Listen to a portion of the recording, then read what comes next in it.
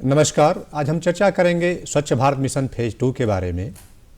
भारत सरकार ने 2 अक्टूबर 1914 को राष्ट्रपिता महात्मा गांधी के जन्मदिन के अवसर पर स्वच्छ भारत मिशन की शुरुआत की कि किस तरह से हम अपने गांव, शहर और कस्बों को साफ सुथरा और स्वच्छ रखें और जो खुले में शौच की परंपरा थी उससे कैसे मुक्ति मिली।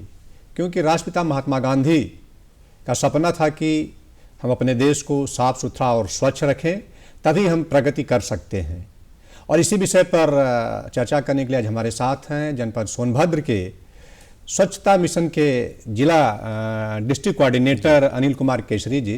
केसरी जी, आपका स्टूडियो में बहुत बहुत स्वागत है जी। धन्यवाद। तो ये स्वच्छ भारत मिशन फेज 2 है, इसको शुरू करने के पीछे सरकार की मंशा क्या थी?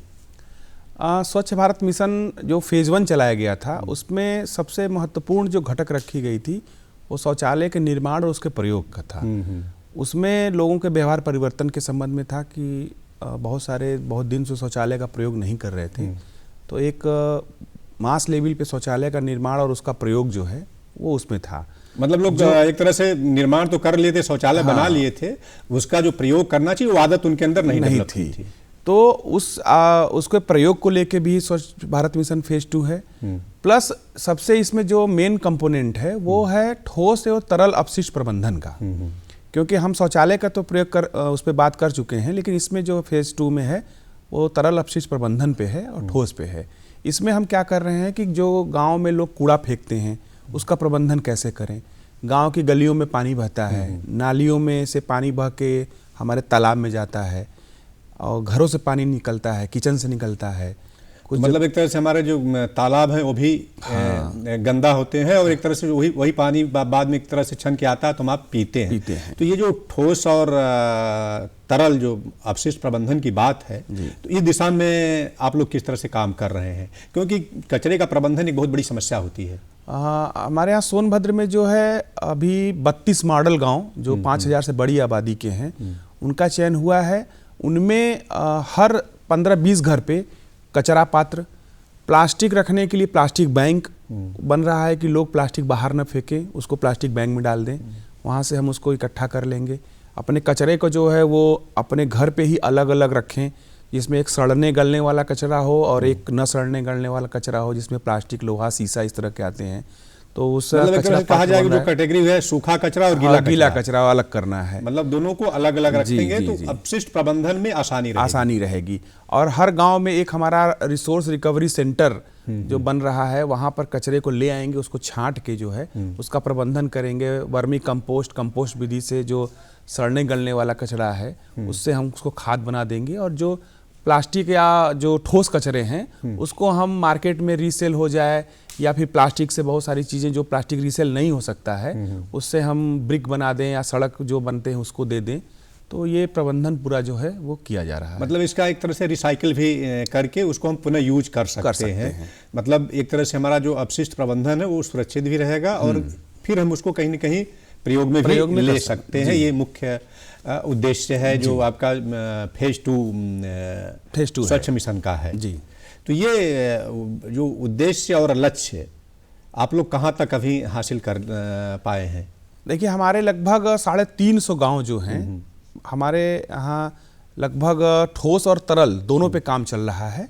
और हमारे 1390 राजस्व गांव हैं, 629 ग्राम पंचायतें हैं। सभी गाँव में इस पे काम शुरू हो चुका है। ये जनपद सोनभद्र की बात है।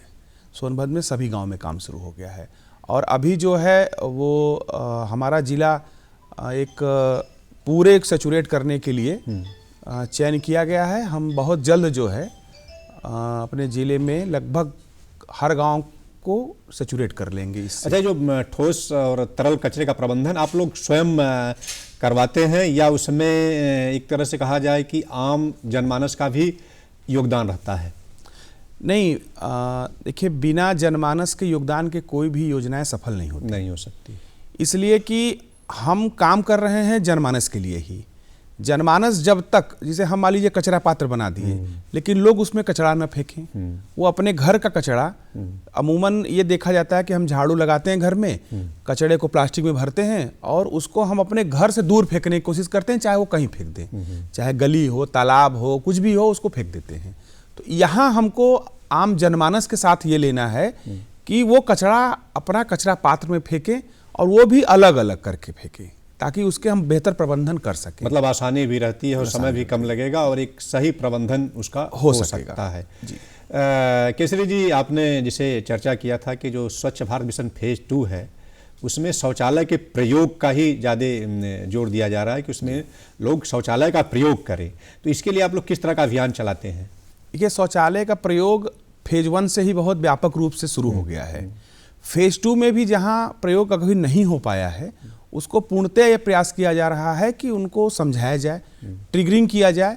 और अब ये हो गया है कि गांव में अगर 80 परिवार प्रयोग कर रहे हैं, 10 परिवार या 20 परिवार बच्चे हैं जो नहीं कर रहे हैं, तो उसको देखा देखी अब उनको भी प्रयोग वो कर रहे हैं। अब सामाजिक रूप से भी लोगों पर दबाव बन रहा है कि लोग खुले में शौच न जाएं, और अमूमन अब देखा भी नहीं जा रहा है कि लोग खुले में शौच कर रहे हैं। मतलब सेकेंड जो फेज है स्वच्छ भारत मिशन का, वो काफ़ी सक्सेस है एक तरह से कहा जाए। अभी भी शौचालय निर्माण के लिए जो हमारे लाभार्थी हैं वो ऑनलाइन आवेदन कैसे करें और कौन से लोग पात्र हैं शौचालय के लिए?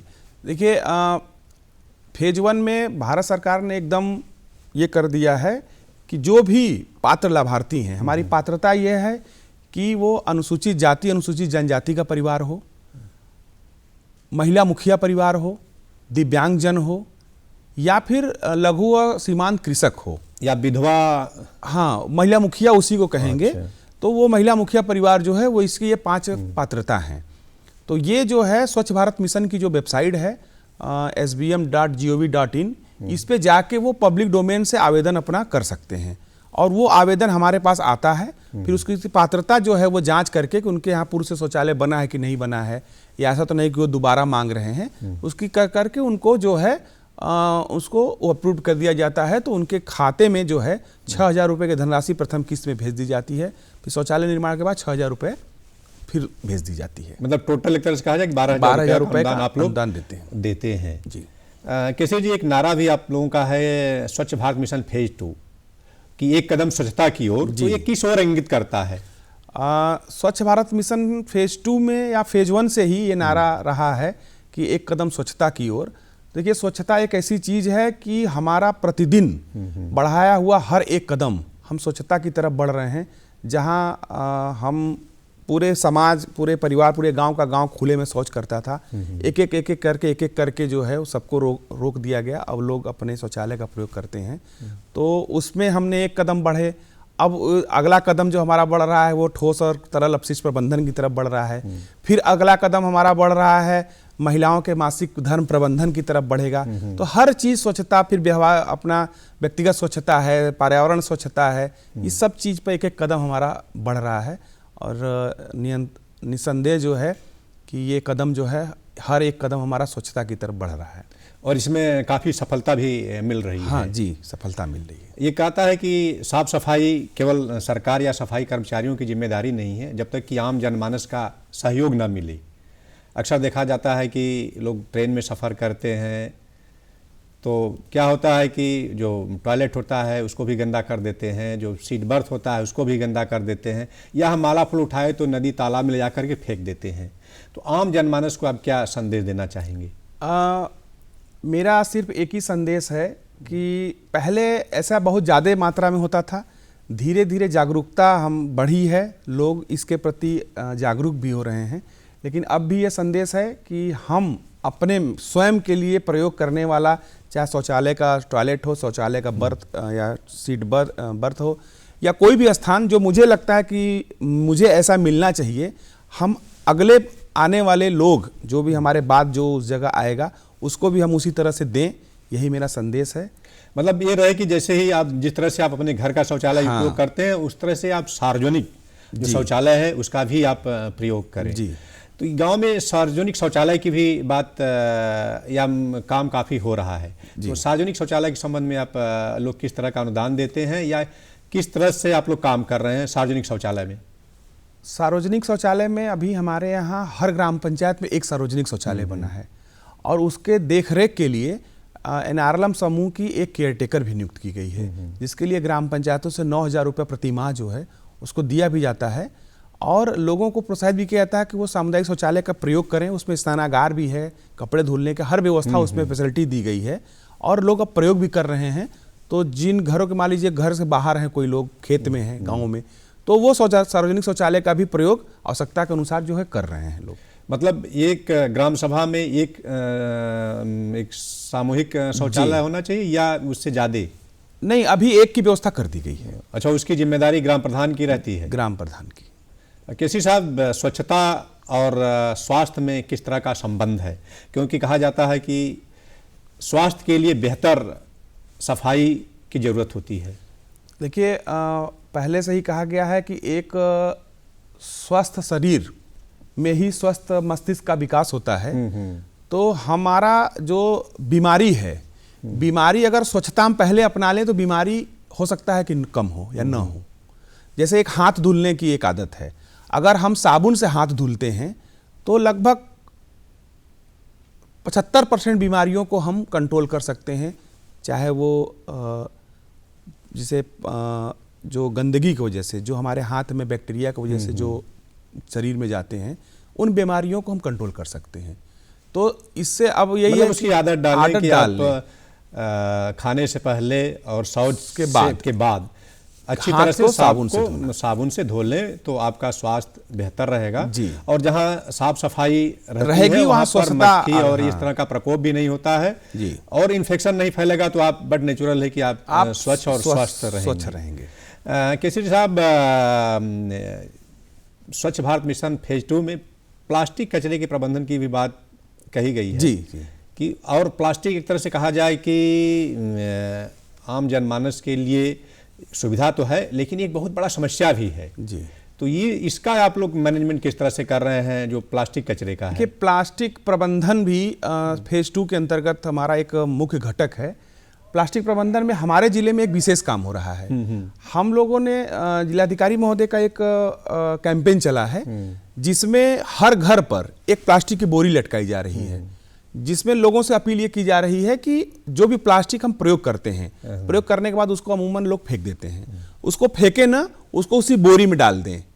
क्योंकि जैसे प्लास्टिक पर्यावरण के संपर्क में आएगा वो हमारा नुकसान करना शुरू कर देगा। वो नालियों में मिलेगा, तालाबों में मिलेगा, उसमें अगर कोई खाद्य सामग्री है तो उसको गाय भैंस या कोई जानवर भी खा लेंगे। वो मिट्टी में दबेगा तो मिट्टी में दबते दबते एक लेयर बन जाएगा जो कि मृदा प्रदूषण भी मतलब हमारी मिट्टी को भी एक तरह से प्रदूषित करेगा। तो अब वो जो घर का जो मुखिया है या घर के जो बच्चे हैं उस प्लास्टिक को उसमें बोरी में डाल दे रहे हैं और 20 से 25 तारीख तक हर महीने एक कैंपेन चलता है पूरे गांव में। उस प्लास्टिक को हम कलेक्ट कर लेते हैं जिससे कि पर्यावरण में वो नहीं फैलता है। उसको कलेक्ट करने के बाद हम उसको निस्तारण की व्यवस्था जो है वो कर लेते हैं आसानी से। इसलिए कि प्लास्टिक तो केवल जमीन को ही नहीं, जमीन, जल और वायु जी तीनों को एक तरह से कहा जाए कि वो प्रदूषित करता है और तीनों जो है मानव स्वास्थ्य से भी जुड़ा हुआ है। इसलिए कि मनुष्य जो है मिट्टी से भी जुड़ा हुआ है, वायु से भी जुड़ा हुआ है और जल से जुड़ा हुआ है, तो इसका सीधा संबंध मनुष्य के स्वास्थ्य से पड़ता है। ठीक है केसी साहब, आपने स्वच्छ भारत मिशन फेज 2 के बारे में हमारे दर्शकों को बड़ी अच्छी जानकारी दी। तो दोस्तों, किसी सफाई जो है किसी एक का काम नहीं है कि केवल सरकार और सफाई कर्मी जो है केवल सफाई करें। हम सब मिलकर के अपने गांव, शहर और कस्बों को स्वस्थ रखेंगे, तभी हमारा देश प्रगति कर सकता है। केसरी जी, आप स्टूडियो में आए और स्वच्छता मिशन से संबंधित आप बड़ी अच्छी जानकारी दी। जानकारी देने और बातचीत करने के लिए आपका बहुत बहुत धन्यवाद। नमस्कार।